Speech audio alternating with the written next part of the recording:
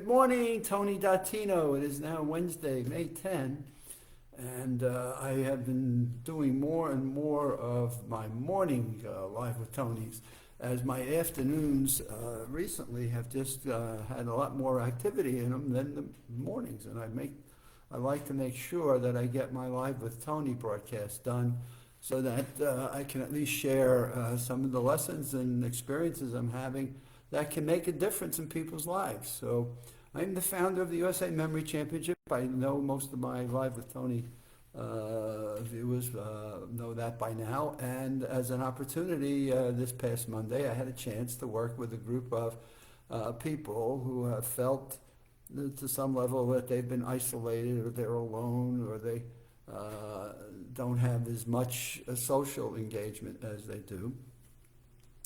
So I did a little bit of a change in the workshop, in that I said, okay, we're going to have some fun.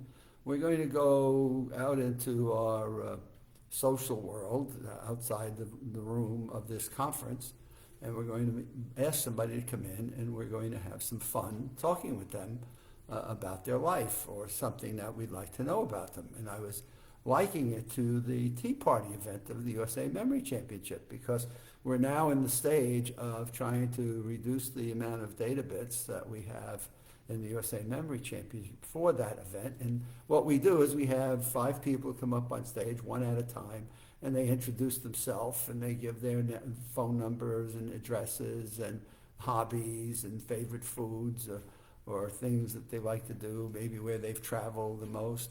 And we then have mental athletes then have to retain. They have 15 minutes to listen and absorb and then retain. And then they have to come back and repeat that information as each person comes back out on stage.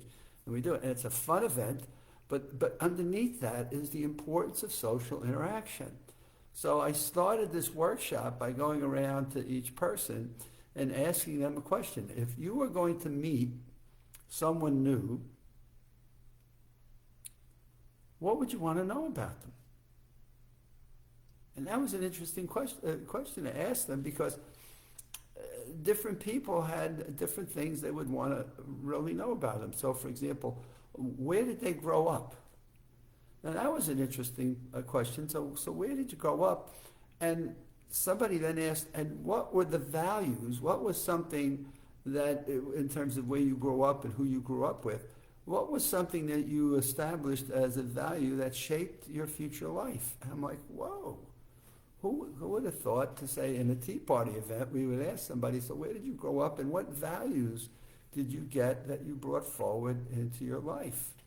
And I found that to be a very interesting question. So what we were going to do is find somebody that we're going to bring in and have them basically meet and interview, and that would be a question we'd ask them, which turned out to be a fantastic dialogue, and what a rapid learning experience and comparison it formed for the attendees in the work group. They wanted to know, where did you go to school, and was it a good school? Did school help you? There are things that you learned in school that you actually have utilized in your life, which then brought them to. And what are you doing for your career? Like, what do you do to make a living? And how did you get to that point in your life where that was the career that you chose? And again, the people in the work group were finding that in some cases, their parents, right, kind of pushed them into a direction. And as they got old enough and got to a point in their life where they didn't have responsibilities for family in terms of children, they changed their careers. And so how many of us got to a point in our lives where we did what we did to raise our families? As in my case, for example, at 47, I was retiring from IBM and started this whole new career. I was a finance person at IBM and changed my whole life to what I now do is study the human brain and how do you help people to make a difference in their mental function so that they can still continue to function well and know who they're talking to and be creative and be able to feel that they have an inspiring life that just keeps them energized and excited and going. And so asking people that they were going to meet. So when you meet someone, what are some of the questions you're going to ask them? And so this just turned out to be a real fun exercise. and how diverse it was from the different people in terms of what they wanted to know about somebody they were going to meet. And what we were trying to do is get them to realize that meeting people and just starting with a dialogue was not the most challenging, difficult thing in the world for them, which the focus of it all was to how do they build skills that enable them to have better interactions in social relationships and building social interaction with people that they may not have ever met. And so somebody said, well, look at something about them. Look at their hair, or looking at something about their face, or looking at some of the clothing, and just make a note of, your hair looks really spectacular. Or wow, what a great smile that you've got. What's making you so happy? And boy, I really love the way that shirt or that dress fits you. You look like you should be working for a modeling agency.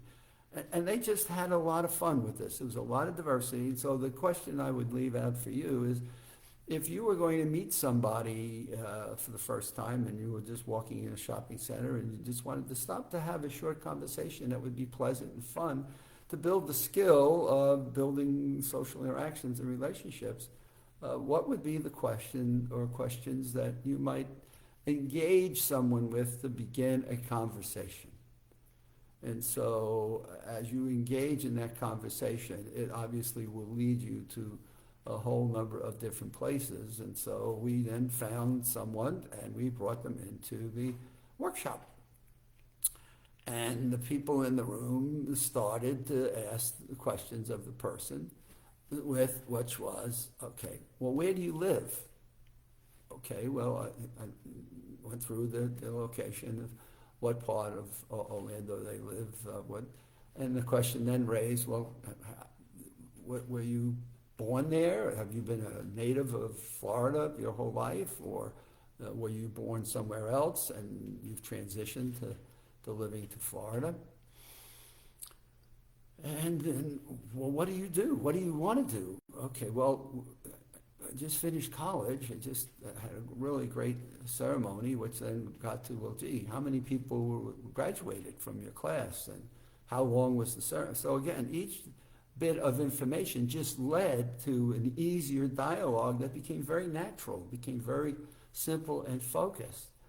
And that then led to, so what are your aspirations as to what you would like to do? And so that brought a discussion of what this person's future aspirations are and what they would like to do and what additional schooling they may have.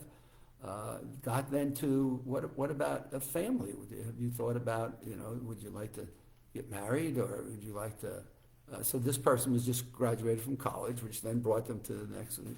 Are you married now? Would you like to be married? Would you like to have family? And it was more about pets and not wanting to be married until the career was established and until they saw a future for themselves that was independent of being in a family. And so a family was not one of the priorities at this point in time, and career aspirations and possibly future professional training was more of a priority. And it just, for the room of 15 people, it just generated such an exciting, fun dialogue that somebody came up to me afterwards and said, I would like to be that guest next time, and I'd like these people to ask me these questions. And so we had me volunteer for our next workshop. So it was a really lively, engaging learning experience that built on how we continue to learn about people and experiences in our life that we can grab onto.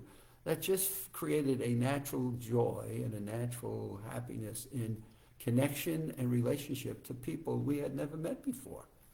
And couldn't we just have a lot of fun with doing that? Wouldn't that just be a lot of enjoyment in our lives, especially with sometimes we feel like the world is coming down on us? Wouldn't that just be a more fun way of engaging in connection, and eliminating isolation, not feeling alone at things? If we just got ourselves out into the world and just watched people go by and maybe stop occasionally, not to be offensive, but just admire something about them maybe learn something a little bit more. Now here's what the interesting part was, and see if you can figure this out. There was one question they didn't ask this person, which was interesting in itself. So they got all about their career and their school and their college and what they want to do and where their values were and where they grew up and whether or not they were born in Florida.